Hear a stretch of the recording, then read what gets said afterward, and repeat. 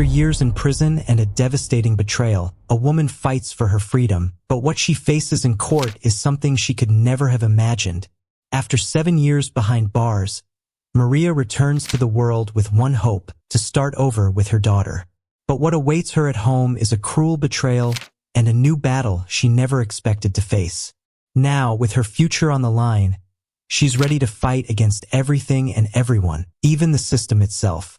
Persecuted by prejudice and wrongfully accused, Maria sees her life falling apart once again. Maria stared out of the taxi window, the world outside a blur of colors and shapes. The tall buildings, the busy streets, the open sky, it all seemed both familiar and distant, as if it no longer belonged to her. 7 long years had passed since the last time she felt the fresh air like this, 7 years in which her freedom had been replaced by the cold and lonely confinement of a cell. The taxi continued its journey toward a house she still called her own, though she felt that the meaning of home had deeply changed. John, her husband, had been her anchor during those dark years. His weekly visits and letters filled with news about Emma, their daughter, were what kept her standing. But in recent months, something had changed. The visits started to become less frequent. At first, Maria tried to justify it to herself. He must be busy with work and Emma. But when the letters also stopped, worry turned into fear. What was happening? As the taxi wound through familiar streets, Maria tried to push those thoughts away. Maybe he was just overwhelmed. Maybe he wanted to surprise her. But the mix of hope and anxiety tightened her chest. She needed to believe that John was still her safe harbor, that even after everything, there was still a chance to rebuild their lives as a family. When the taxi finally stopped in front of her house, Maria felt a knot in her stomach. The facade looked the same, but there was something different in the air. A strange absence, as if something vital had been ripped from that place. Maria took a deep breath before opening the car door and stepping onto the sidewalk, her heart racing. "We've arrived, ma'am," said the taxi driver, pulling her back to reality. She paid the fare, grabbed her few bags, and with hesitant steps, approached the front door. Upon opening it, she was greeted by the familiar smell of old wood and a faint perfume that reminded her of Emma. But the tranquility lasted only a moment. The living room was a mess, clothes scattered on the floor, dirty glasses on the table, and the strong smell of alcohol in the air. This was not the scene she had imagined. The home she had dreamed of during those years in prison seemed to have turned into something dark and disorganized. Then she heard muffled laughter coming from upstairs. Her heart raced. Without thinking, she followed the sound quickly, fear growing with each step. When she opened the bedroom door, the shock froze her. There was John, her husband, lying in bed with a young woman beside him, laughing, carefree. The image was devastating.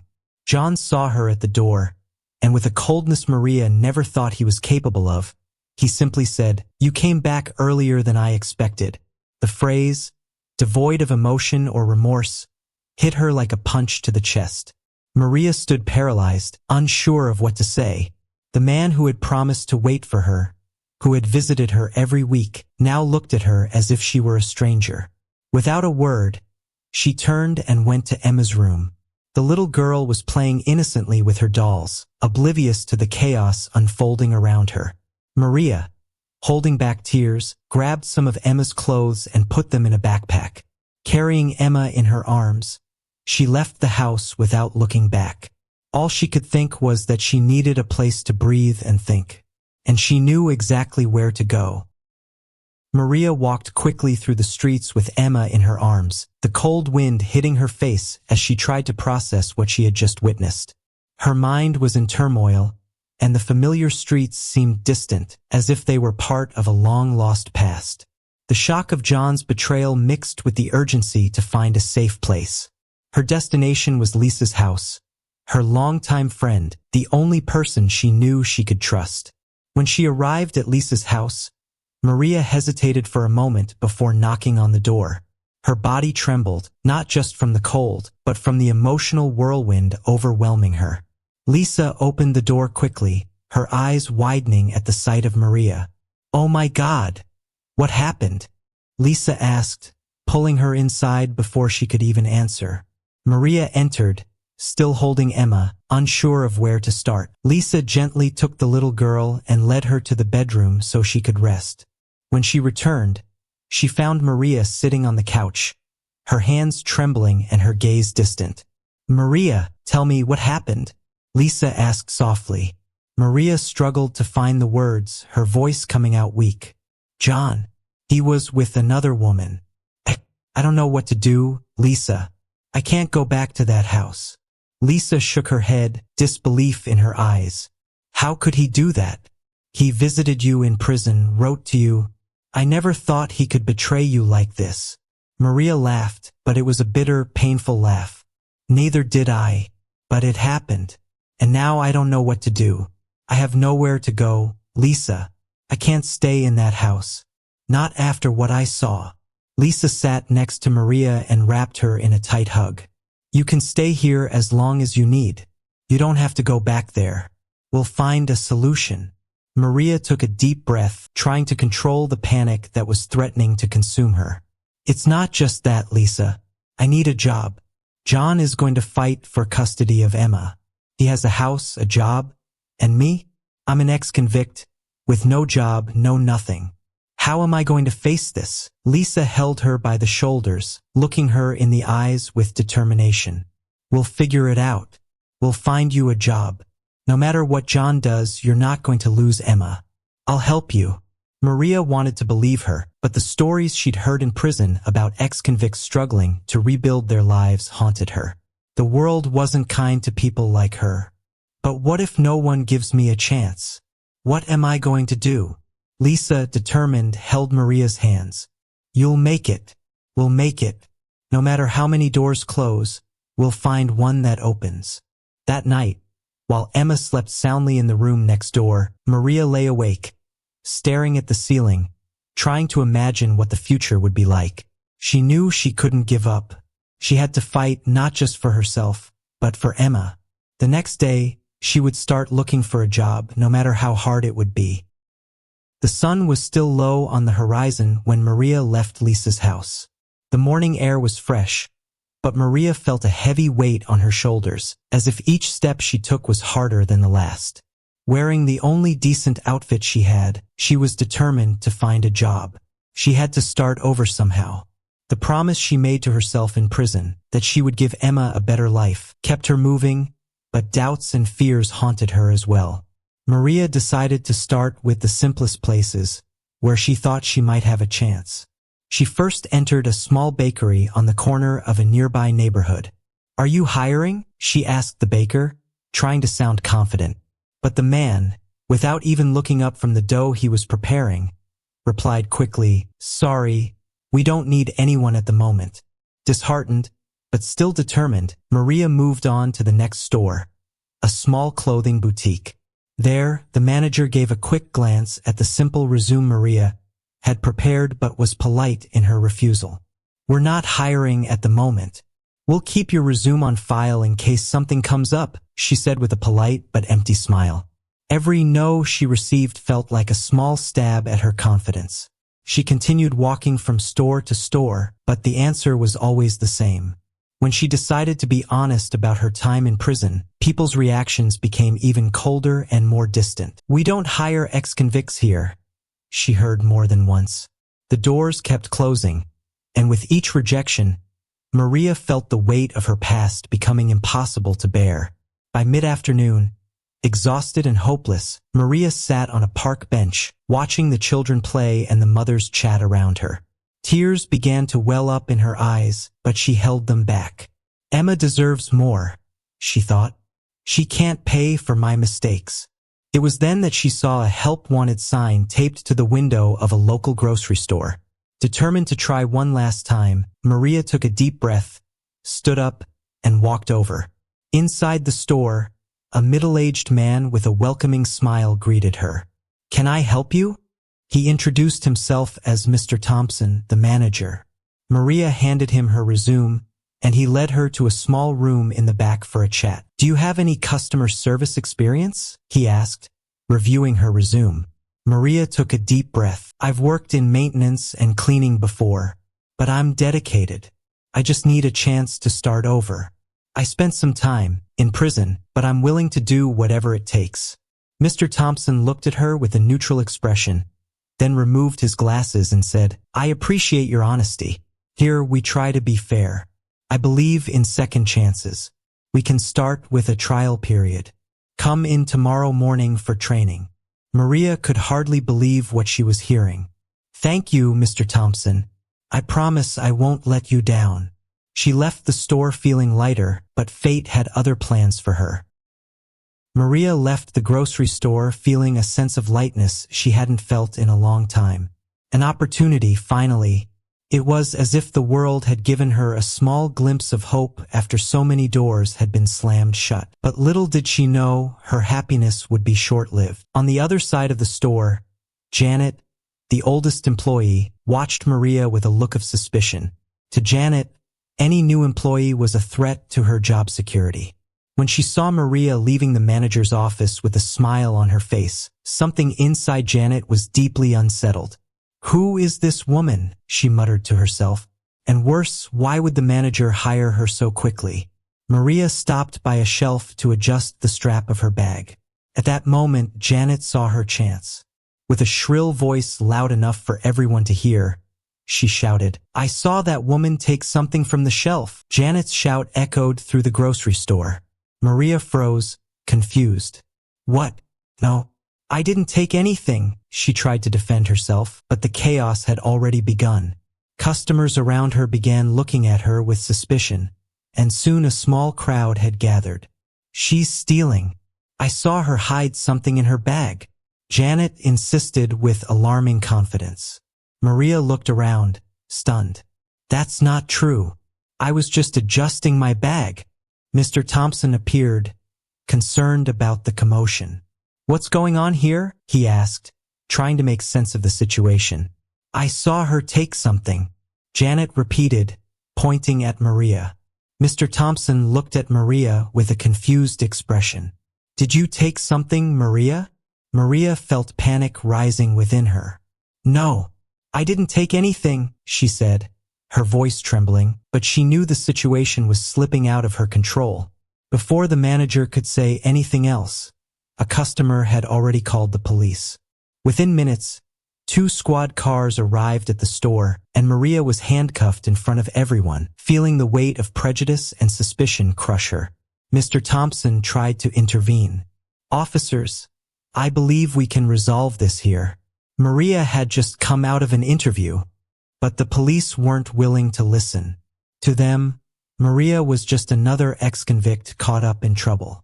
And when they discovered her criminal record, their suspicions only deepened. She was taken to the station, tears streaming down her face, unable to believe what was happening. On the way, all Maria could think about was Emma. What would happen to her daughter? How could she explain yet another nightmare? All she wanted was a second chance, but the world seemed determined to take everything away from her, once again. The temporary holding cell where Maria waited felt suffocating, though small. She sat on the concrete bench, her mind racing. How had everything fallen apart so quickly? An opportunity to start over, and now she was back at rock bottom. The accusations, the handcuffs, the judgmental stares from the people at the grocery store, it all felt like a recurring nightmare. The police officers who questioned her didn't seem interested in her side of the story. They had already decided who she was. We'll settle this in court, they said, emotionless. When they asked if there was anyone who could help her, Maria hesitated.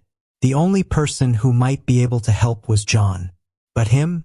After everything that had happened?